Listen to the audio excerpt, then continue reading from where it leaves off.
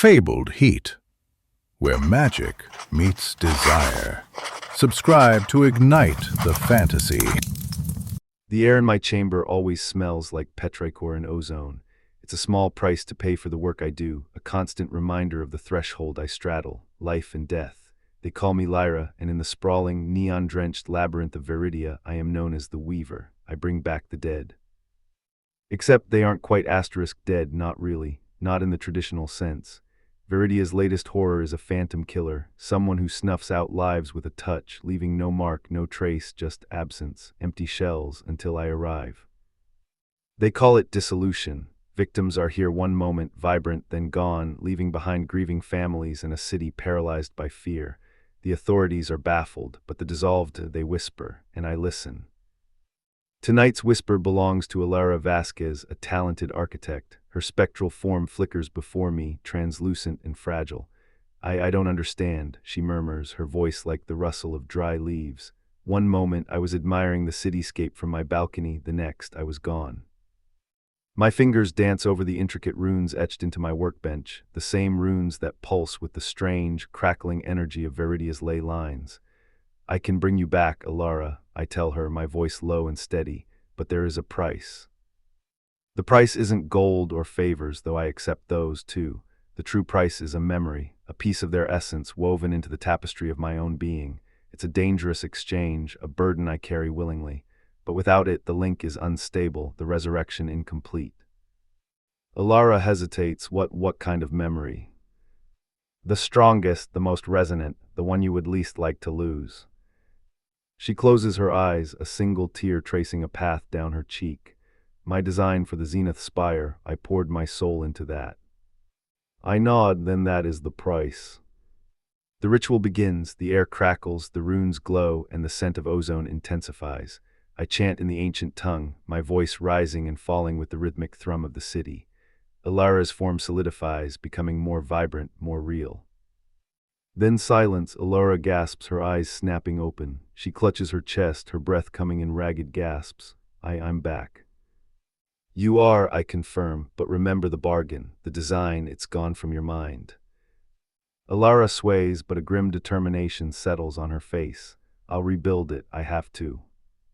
She departs, another life reclaimed, another piece of Veridia salvaged from the abyss. I collapse back into my chair, the echoes of her lost inspiration swirling within me. This is my life, a constant battle against the encroaching darkness, a fight I wage alone. Except perhaps not entirely alone. A week later, I receive a visitor. She arrives unannounced, a woman of striking beauty with eyes the color of storm clouds. Her name is Anya Volkov, and she is the newly appointed chief inspector of the Veridia Metropolitan Police Department. Lyra, she says, her voice a low, melodic rumble that sends a strange shiver down my spine. I understand you've been assisting the victims of the dissolution. I raise an eyebrow, assisting, I bring them back from the brink. Anya's lips curve into a faint smile. A valuable service, undoubtedly, and one that has not gone unnoticed. I'm here to offer you an official partnership. I am immediately suspicious. The police have always regarded my work with a mixture of fear and disdain. Why the sudden change? What kind of partnership? I ask carefully. Information exchange. You have access to knowledge that we do not. The memories of the dissolved, they could hold clues to the killer's identity. It's a tempting offer. I crave answers, and the police resources would be invaluable, but something about Anya's intense gaze makes me uneasy. And what do you offer in return? Protection, discretion, and access to our evidence as it becomes available. We spend hours discussing the terms of the agreement. Anya is intelligent, perceptive, and surprisingly open-minded. As the night wears on, I find myself drawn to her, captivated by her unwavering determination to bring the killer to justice. We start working together. I share the fragmented memories I've gleaned from the dissolved, and Anya pores over the police files, searching for patterns, for connections. The more time I spend with Anya, the more I realize that she is more than just a cop. She possesses a fierce empathy, a deep understanding of the pain that permeates Veridia, and beneath her stoic exterior, I sense a vulnerability that mirrors my own. One night after a particularly frustrating dead end, we find ourselves at my chamber, surrounded by half-empty glasses and stacks of files. I don't understand it, Anya says, running a hand through her dark hair. There's nothing, no fingerprints, no DNA, no witnesses. It's like they vanish into thin air. Perhaps they do, I murmur, staring into the swirling depths of my drink. Anya looks at me, her eyes filled with a mixture of skepticism and curiosity. What do you mean? I hesitate, unsure if I should reveal my suspicions, but something about Anya compels me to trust her. I think, I say slowly, that the killer is connected to the ley lines. They're somehow drawing energy from them, using it to dissolve their victims. Anya is silent for a moment, processing my words. Then, a flicker of understanding dawns in her eyes. That would explain the lack of physical evidence. They're not just killing them, they're erasing them. We delve deeper into the mysteries of Veridia's ley lines, poring over ancient texts and forgotten maps.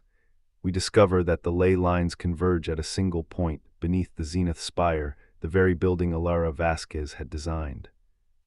A cold dread grips my heart. Ilara's design, the memory I took from her. Was it all connected? Anya and I race to the zenith spire, determined to stop the killer before they strike again.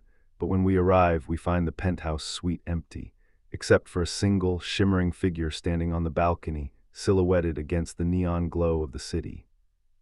"It's you," Anya whispers, her voice filled with disbelief.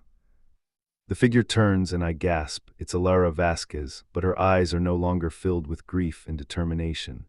They are cold, calculating, and brimming with a terrifying power. "You were so close," Ilara says, her voice a distorted echo. "You almost figured it out, but you were too late."